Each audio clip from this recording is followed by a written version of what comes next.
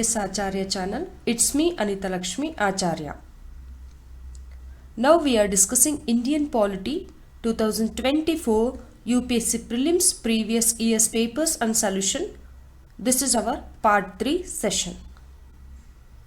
ಭಾರತೀಯ ಸಂವಿಧಾನಕ್ಕೆ ಸಂಬಂಧಿಸಿದಂತೆ 2024ರ UPSC ಪ್ರಿಲಿಮ್ಸ್ನ ಪ್ರಶ್ನೆಗಳು ಮತ್ತು ಅದಕ್ಕೆ ಸಂಬಂಧಿಸಿದ ಸೊಲ್ಯೂಷನ್ ಅನ್ನು ನಾವೀಗ ಡಿಸ್ಕಸ್ ಮಾಡೋಣ. ಇದು ಪಾರ್ಟ್ 3 ವಿಡಿಯೋ ಆಗಿದೆ.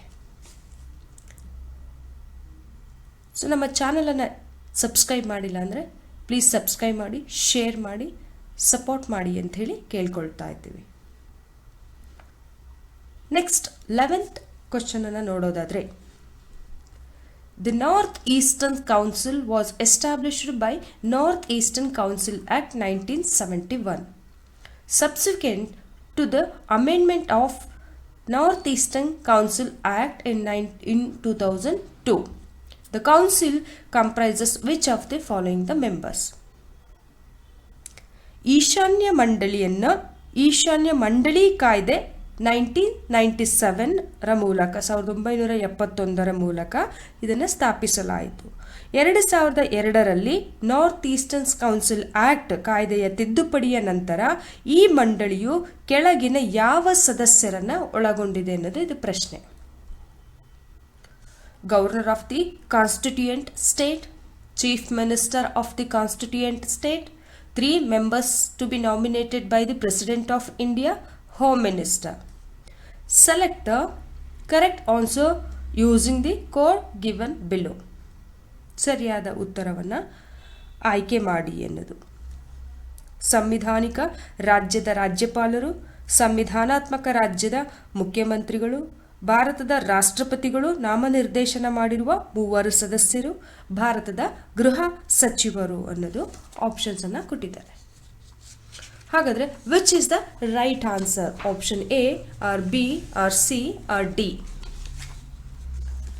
First of all, what is north eastern state ಅನ್ನೋದು ಇದೇನು constitutional body or non constitutional body ಅನ್ನೋದು ನಮಗೆ ಗೊತ್ತಾಗಬೇಕಾಗ್ತದೆ. So north eastern state is not a constitutional body, but it's a statutory organization established under the North Eastern Council Act 1991. North Eastern Council, it's not a constitutional body.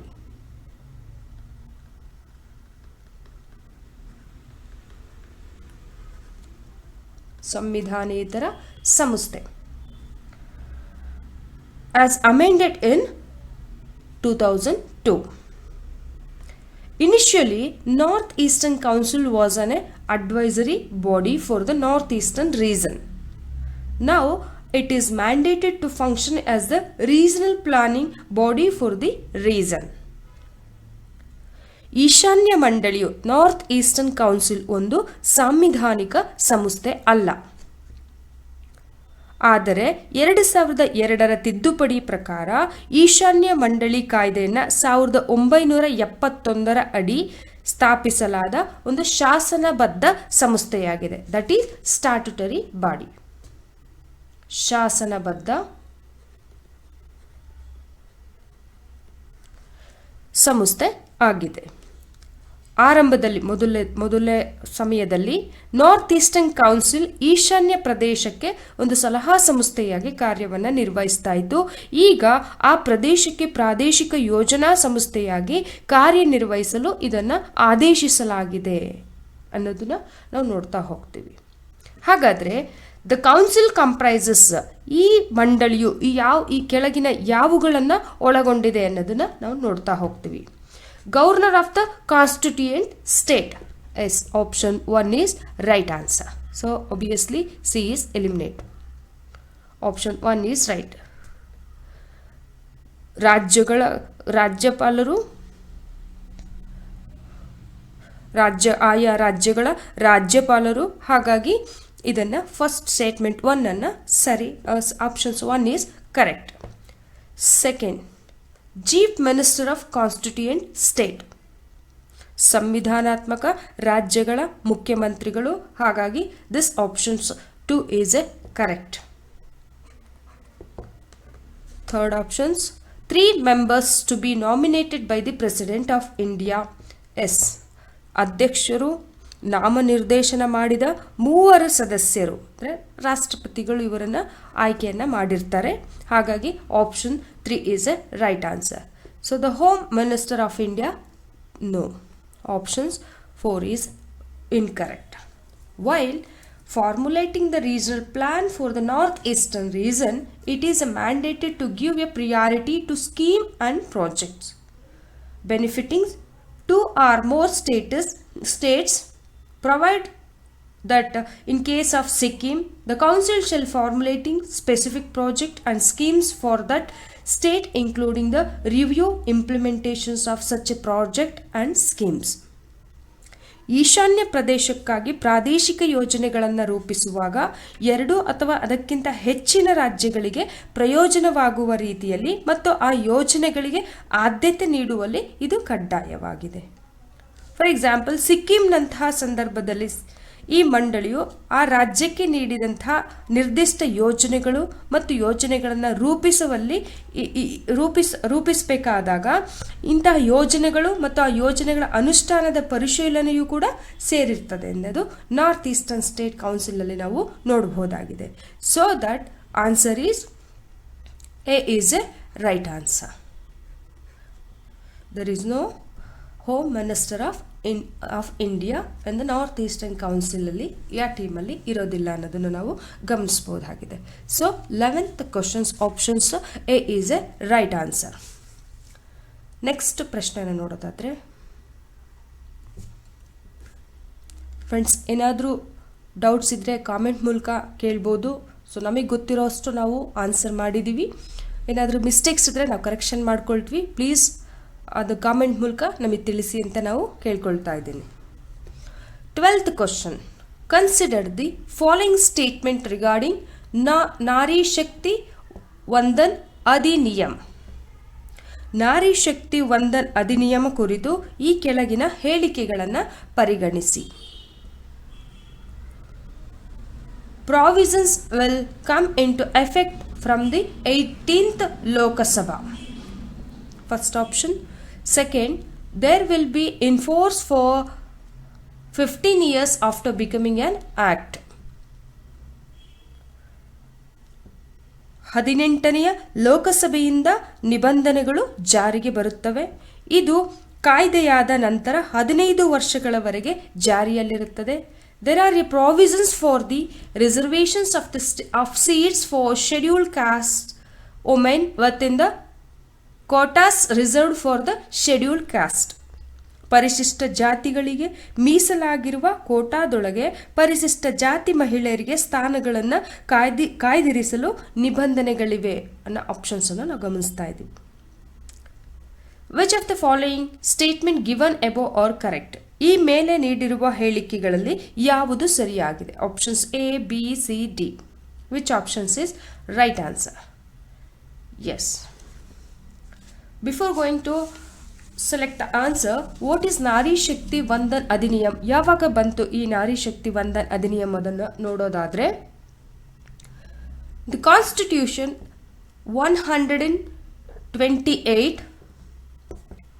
128th Amendment Act, Amendment Bill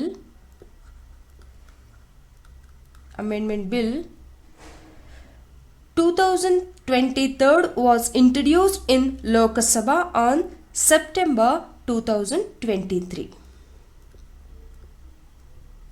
ಸಂವಿಧಾನದ 128ನೇ ಮಸೂದೆ 2023 ಸೆಪ್ಟೆಂಬರಲ್ಲಿ ಲೋಕಸಭೆಯಲ್ಲಿ ಈ ಒಂದು ಮಸೂದೆಯನ್ನು ಮಂಡಿಸಲಾಯಿತು ಅಥವಾ ಪರಿಚಯಿಸಲಾಯಿತು. The bill seeks to reserve 1/3 of the total number of the seats in the Lok Sabha and the state legislative assemblies for women. It's to 1/3 for women. ಈ ಮಸೂದೆಯು ಲೋಕಸಭೆ ಮತ್ತು ರಾಜ್ಯ ಶಾಸಕಾಂಗ ಸಭೆಗಳಲ್ಲಿನ ಒಟ್ಟು ಸ್ಥಾನಗಳಲ್ಲಿ 1/3 ಭಾಗವನ್ನು ಮಹಿಳೆಯರಿಗೆ ಮೀಸಲಿಡಿಸಲು ಮೀಸಲಿಡಲು ಉದ್ದೇಶಿಸಲಾಗಿದೆ. ಹಾಗಾಗಿ 128ನೇ ಅಮೆಂಡ್ಮೆಂಟ್ ಬಿಲ್ ನಾರಿ ಶಕ್ತಿ ವಂದನ್ ಅಧಿನಿಯಮಕ್ಕೆ ಸಂಬಂಧಿಸಿದಂಥದ್ದು. 2023 1/3 of this reservation seats for ವುಮೆನ್ಗೆ ರಿಸರ್ವ್ ಮಾಡಿರುವಂಥದ್ದನ್ನು ನಾವು ನೋಡ್ತಾ ಇದ್ದೀವಿ. So here it is the provisions will come in to force effect from the 18th Lokasabha. The next delimitations exercises or redrawing of constituency boundaries is scheduled to be held in 2026 ಅಲ್ಲಿ delimitation ಅನ್ನು ಮಾಡ್ತಾ ಇದ್ದಾರೆ. ಸೀಮಾ ನಿರ್ಣಯವನ್ನ ಮುಂದಿನ ಕ್ಷೇತ್ರ ವಿಂಗಡಣೆ ಅಥವಾ ಕ್ಷೇತ್ರಗಳ ಗಡಿ ಪುನರ್ರಚನೆಯನ್ನ 2026ರಲ್ಲಿ ನಡೆಸಲು ನಿರ್ಧರಿಸಲಾಗಿದೆ. Effectively means that the earliest implementations of women quotas in the Lok Sabha can be in the 2029 general election 19th Lok Sabha rather than the next year polls. Thus the statement 1 is incorrect.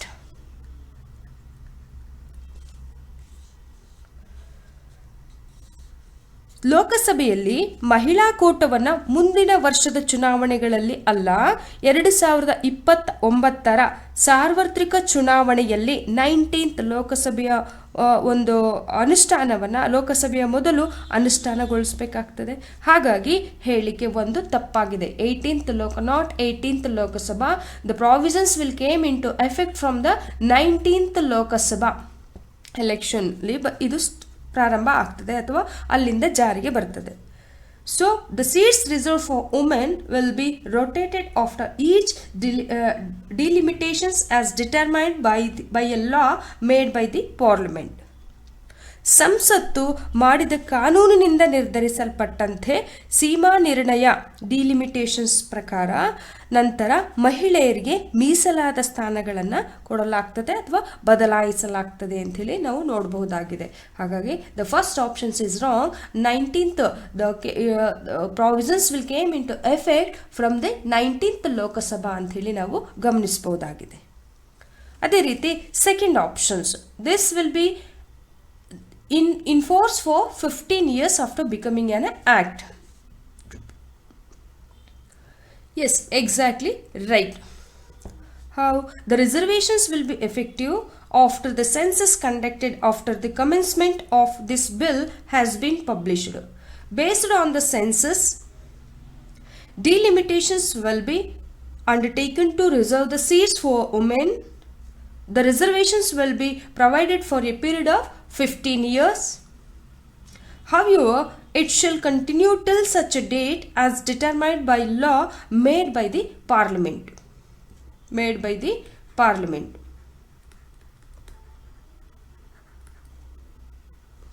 So that the statement 2 is right answer. ಈ ಮಸೂದೆ ಜಾರಿಗೆ ಬಂದ ನಂತರ ಜನಗಣತಿ ಪ್ರಕಟವಾದ ನಂತರ ಮೀಸಲಾತಿ ಜಾರಿಗೆ ರಿಸರ್ವೇಷನ್ ಜಾರಿಗೆ ಬರಲಿದೆ. ಜನಗಣತಿಯ ಆಧಾರದ ಮೇಲೆ ಮಹಿಳೆಯರಿಗೆ ಸ್ಥಾನಗಳನ್ನು ಕಾಯ್ದಿರಿಸಬೇಕಾಗ್ತದೆ. ಅದು ಡಿಲಿಮಿಟೇಷನ್ಸ್ ಆಕ್ಟ್ ಅಥವಾ ಸೀಮಾ ನಿರ್ಣಯವನ್ನು ಕೈಗೊಂಡ ನಂತರ ಅವರಿಗೆ ಮಹಿಳೆಯರ ಸ್ಥಾನಗಳನ್ನು ಕೊಡುವಲ್ಲಿ ಪ್ರಮುಖ ಪಾತ್ರವನ್ನು ವಹಿಸ್ತದೆ. ಮೀಸಲಾತಿಯನ್ನು 15 ವರ್ಷಗಳ ಅವಧಿಗೆ ಇದನ್ನು ಒದಗಿಸುವಂಥದ್ದು. ಆದಾಗ್ಯೂ ಸಂಸತ್ತು ಮಾಡಿದ ಕಾನೂನಿನಿಂದ ನಿರ್ಧರಿಸಲ್ಪಟ್ಟ ದಿನಾಂಕದವರೆಗೆ ಇದು ಕಂಟಿನ್ಯೂ ಅಥವಾ ಮುಂದುವರಿಯುತ್ತಾ ಹೋಗ್ತದೆ. ಹಾಗಾಗಿ statement 2 is A right answer. 15 years after becoming N act.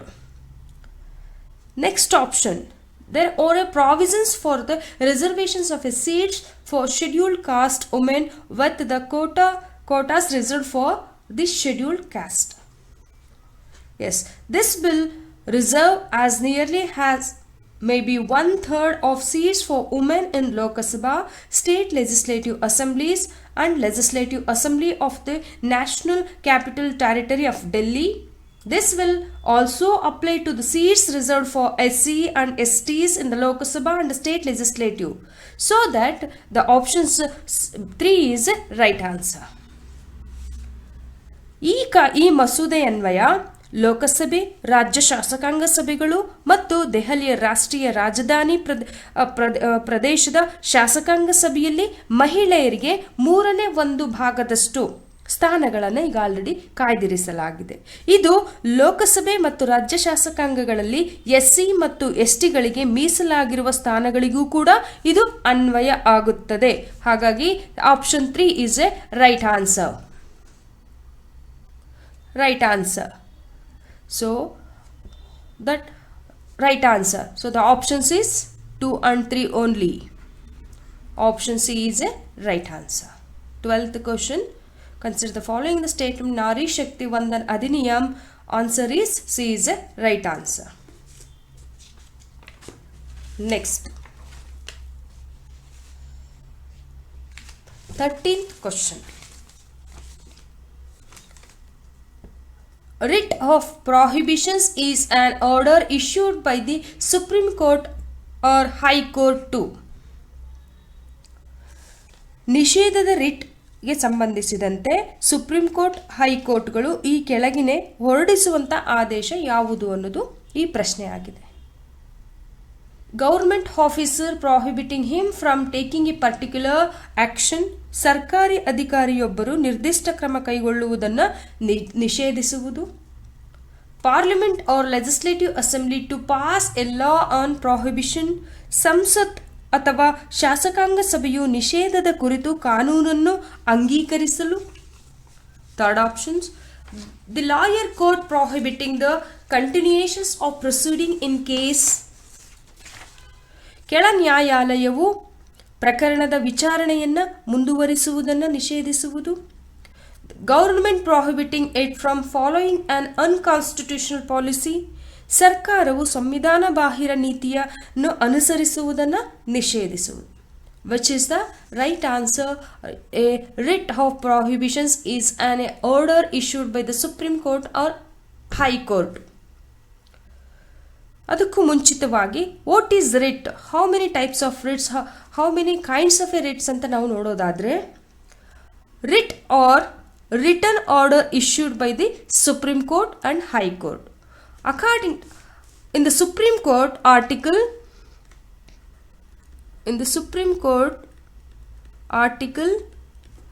32, High Court article 226. Okay, writs or written order issued by the Supreme Court article 32 or High Court article 226 that direct constitutional remedies for Indian citizens who have been violated of their fundamental rights. There are 5 kinds of writs, that is habeas corpus, mandamus, prohibition, quo warranto and certiorari. ರಿಟ್ಗಳು supreme court article 32, high court article 226 226 ಹೊರಡಿಸಿದ ಲಿಖಿತ ಆದೇಶಗಳಾಗಿವೆ. ಅಂದರೆ return ಅಲ್ಲಿ ಬರೆದಂಥ ಆದೇಶಗಳಾಗಿವೆ. ಇದು ಭಾರತೀಯ ನಾಗರಿಕರ ಮೂಲಭೂತ ಹಕ್ಕುಗಳನ್ನು ಉಲ್ಲಂಘಿಸಿದವರಿಗೆ ಸಂವಿಧಾನಾತ್ಮಕ ಪರಿಹಾರಗಳನ್ನು ನಿರ್ದೇಶಿಸುವಂಥದ್ದು. ಈ ರಿಟ್ಗಳಲ್ಲಿ 5 ವಿಧಗಳಿವೆ. Habeas corpus, mandamus, prohibition and quo warranto, certiorari ಅಂತ ಹೇಳಿ ನಾವು 5 ವಿಧಗಳನ್ನು ನಾವು ಗಮನಿಸಬಹುದಾಗಿದೆ. ಸೊ ಇಲ್ಲಿ ಆಪ್ಷನ್ಸ್ ಅಲ್ಲಿ ವಿಚ್ ಇಸ್ ದ ಯಾವ ರೀತಿಯ ಆದೇಶಗಳನ್ನು ಕೈಗೊಳ್ಳುತ್ತದೆ ಅನ್ನೋದು ಇಲ್ಲಿ ಆಪ್ಷನ್ಸ್ ಅಲ್ಲಿ ನಾವು ನೋಡ್ತಾ ಹೋಗೋಣ. Options A is a wrong answer, which is to B is also wrong, D is also wrong, C is a right answer. The lower court prohibiting the constitutions of proceeding in case.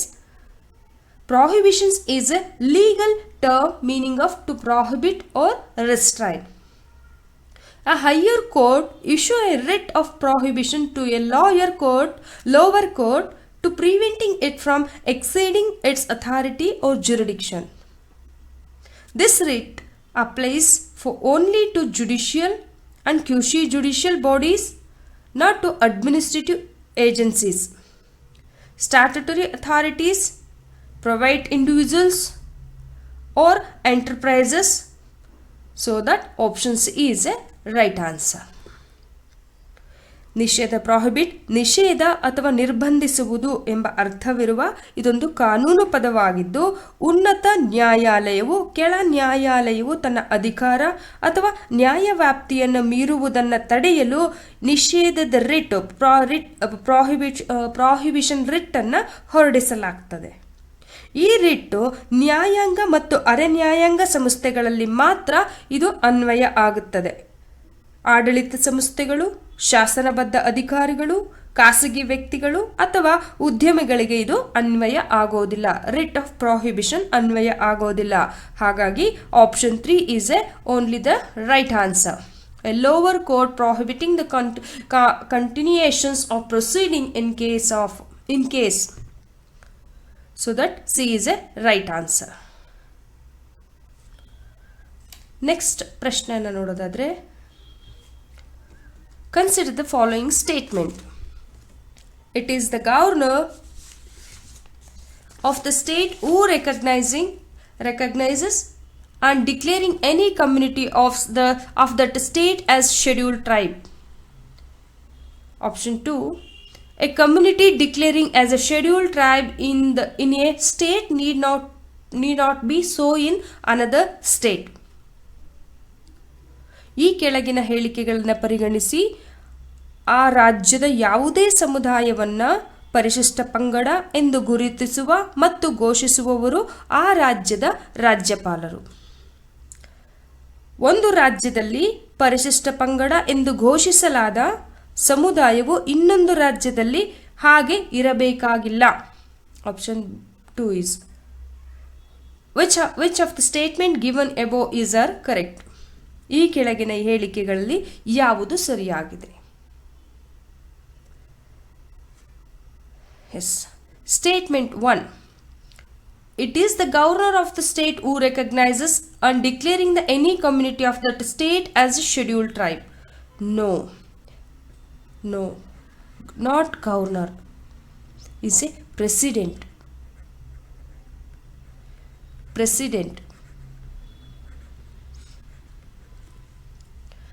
So that statement 1 is incorrect.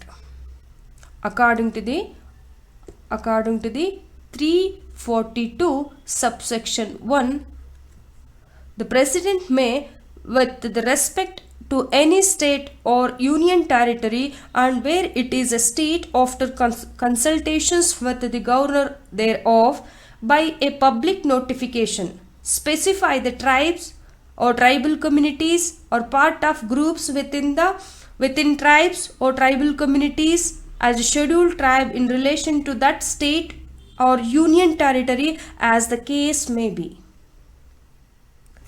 342 subsection 1 ಪ್ರಕಾರ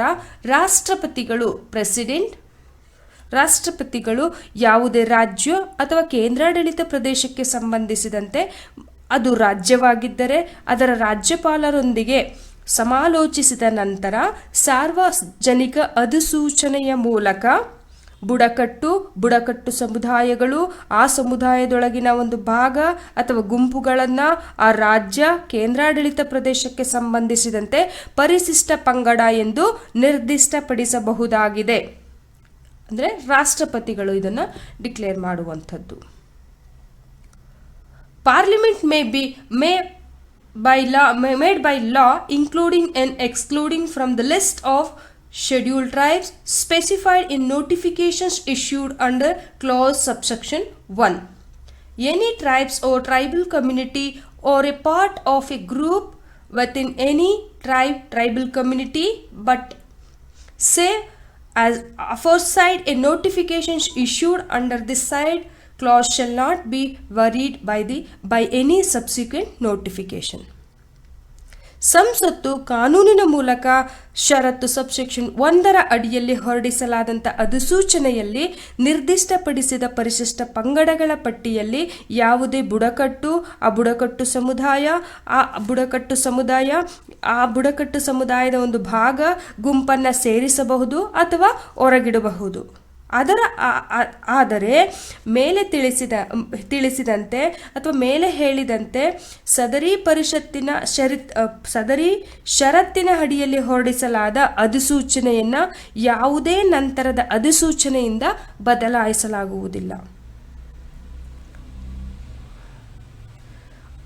So that options 1 is wrong, incorrect. Second statement, a community declared as a scheduled tribe in state need not be so in another state. Yes, statement 2 is a right answer. The list of scheduled tribe is a state or union territory specific, and community declared as a scheduled tribe in state need not be so in another state. ಪರಿಶಿಷ್ಟ ಪಂಗಡಗಳ ಪಟ್ಟಿ ರಾಜ್ಯ ಅಥವಾ ಕೇಂದ್ರಾಡಳಿತ ಪ್ರದೇಶಕ್ಕೆ ನಿರ್ದಿಷ್ಟವಾಗಿದೆ ಮತ್ತು ಒಂದು ರಾಜ್ಯದಲ್ಲಿ ಪರಿಶಿಷ್ಟ ಪಂಗಡ ಎಂದು ಘೋಷಿಸಲಾದ ಸಮುದಾಯವು ಮತ್ತೊಂದು ರಾಜ್ಯದಲ್ಲಿ ಹಾಗೇ ಇರಬೇಕೆಂದಿಲ್ಲ.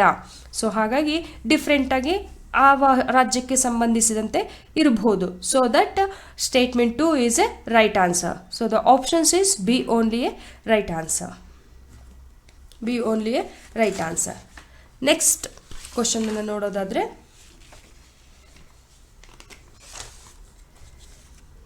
15th question.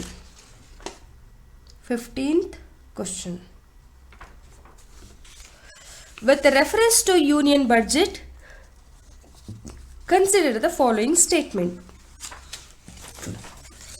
With reference to ಕೇಂದ್ರ ಬಡ್ಜೆಟ್ಗೆ ಸಂಬಂಧಿಸಿದಂತೆ ಈ ಕೆಳಗಿನ ಹೇಳಿಕೆಗಳನ್ನು ಪರಿಗಣಿಸಿ. The Union Finance Minister, on behalf of the Prime Minister, lays the annual financial statement before both the House of the Parliament. ಪ್ರಧಾನಮಂತ್ರಿಯವರ ಪರವಾಗಿ ಕೇಂದ್ರ ಹಣಕಾಸು ಸಚಿವರು ವಾರ್ಷಿಕ ಹಣಕಾಸು ಹೇಳಿಕೆಯನ್ನು ಸಂಸತ್ತಿನ ಉಭಯ ಸದನಗಳ ಮುಂದೆ ಮಂಡಿಸುತ್ತಾರೆ. Second option, at the union level, no demand for a grant be made except on recommendation of the President of India. ಕೇಂದ್ರ ಪಟ್ಟಿಯಲ್ಲಿ ಭಾರತದ ರಾಷ್ಟ್ರಪತಿಗಳ ಶಿಫಾರಸ್ಸಿನ ಹೊರತಾಗಿ ಯಾವುದೇ ಅನುದಾನದ ಬೇಡಿಕೆಯನ್ನು ಮಾಡಲಾಗುವುದಿಲ್ಲ.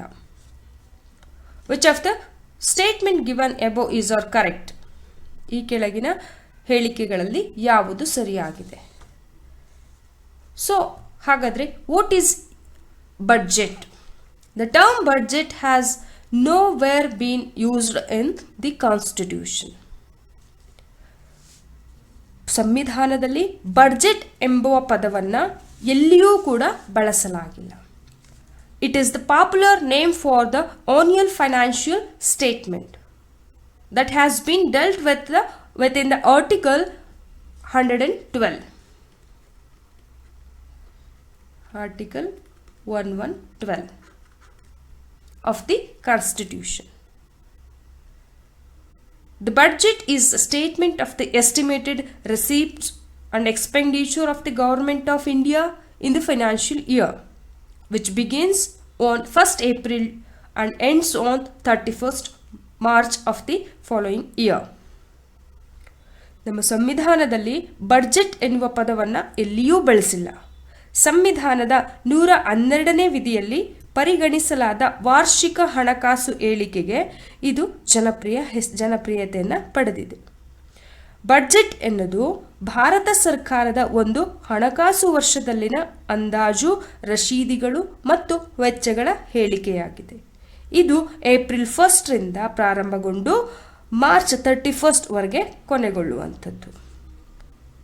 So that this is budget ಆಗಿದೆ. ಸ್ಟೇಟ್ಮೆಂಟ್ ಫಸ್ಟ್ ನೋಡೋದಾದರೆ, statement first is incorrect. Why? Not prime minister, it's a president.